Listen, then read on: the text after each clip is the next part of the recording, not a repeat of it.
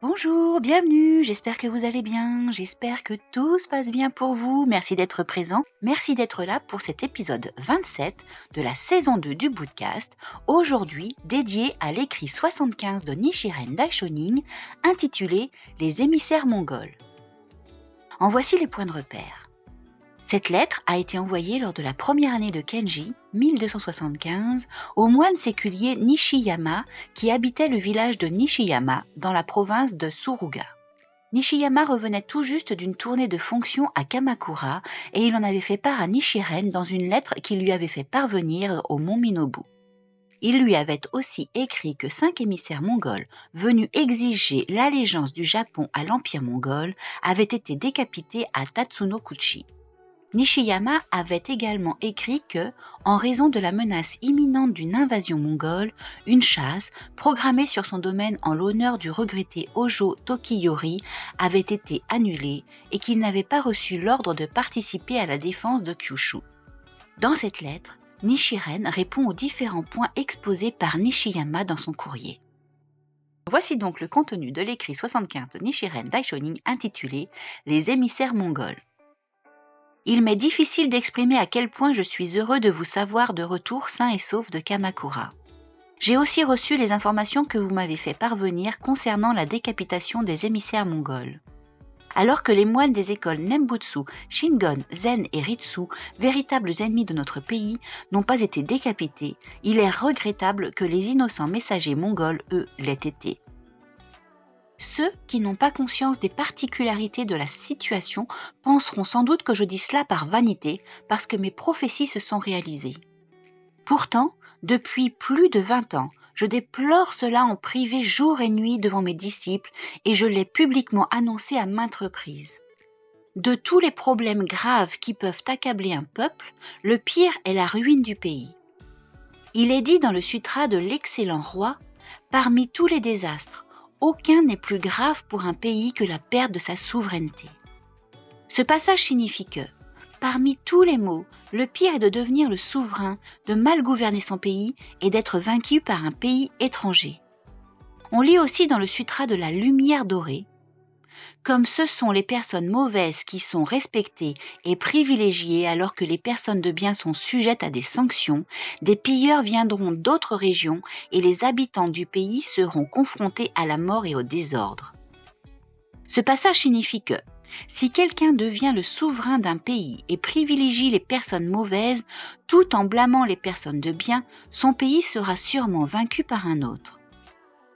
Il est dit dans le 5e volume du Sutra du Lotus, ils, les moines mauvais, seront respectés et révérés du monde comme des haras détenteurs des 6 pouvoirs transcendantaux.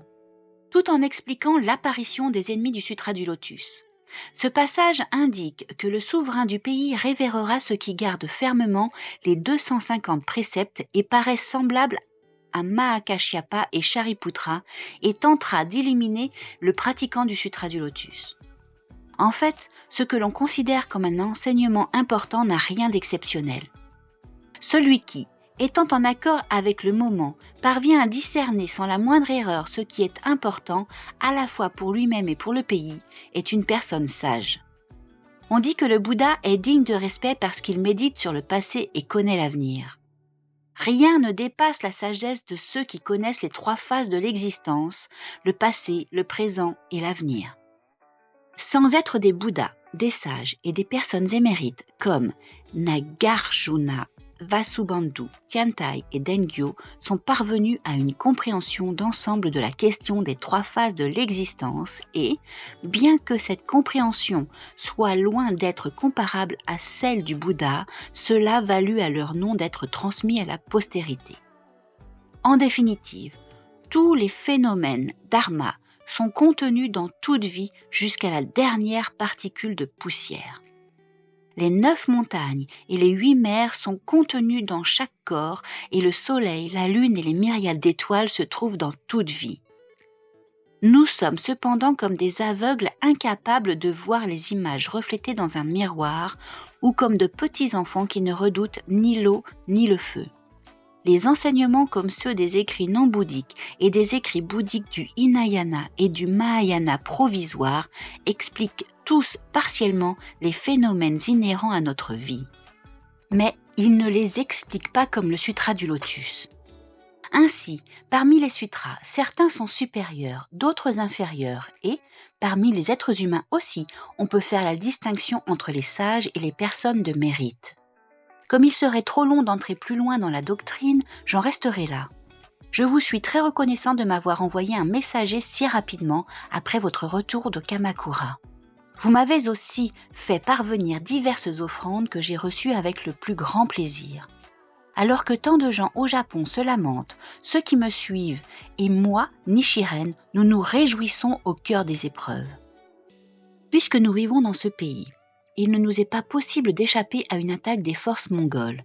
Mais, comme les divinités célestes savent que nous avons été persécutés pour le bien de notre pays, nous pouvons nous réjouir car nous serons sûrement sauvés dans notre prochaine vie.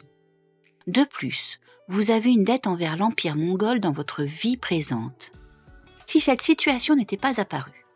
Comme cette année marque le 13e anniversaire de la mort du moine séculier de Saimyoji, la chasse commémorant cette occasion aurait sans aucun doute eu lieu sur votre domaine. Et vous seriez alors à Tsukuchi, comme le seigneur Hojo Rokuro. Cela irait à l'encontre de vos vœux et de ceux de votre clan. Vous n'êtes pas puni par d'autres. Si l'on regarde les choses autrement, ne pourrait-on pas dire que vous avez été sauvé grâce à la protection du Sutra du Lotus ? Vous faites preuve d'une grave incompréhension. Il s'agit là d'un événement joyeux et j'aurais aimé venir vous féliciter en personne, mais d'autres, en le sachant, auraient probablement trouvé mon attitude étrange. C'est pourquoi je me suis abstenue. Je vous ai répondu immédiatement.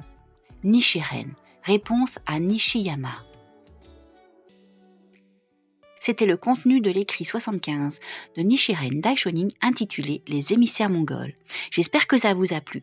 J'espère que ça vous a donné des thèmes de réflexion. J'espère que vous continuerez à suivre le podcast. Merci d'avoir écouté cet épisode 27 de la saison 2 du Bootcast. N'hésitez pas à vous abonner sur quelle que soit la plateforme sur laquelle vous nous suivez, Spotify, Deezer, Apple Podcast, Google Podcast, sur toutes les chaînes de streaming audio. Vous nous retrouvez aussi sur Instagram. Voilà, nous avons un compte Instagram. Vous pouvez aussi nous suivre sur YouTube. Nous avons une chaîne YouTube, donc n'hésitez pas à vous abonner, à liker les publications, à lâcher un petit commentaire. Vous êtes les bienvenus et n'hésitez pas à partager autour de vous. Je vous dis à très très vite et bisous.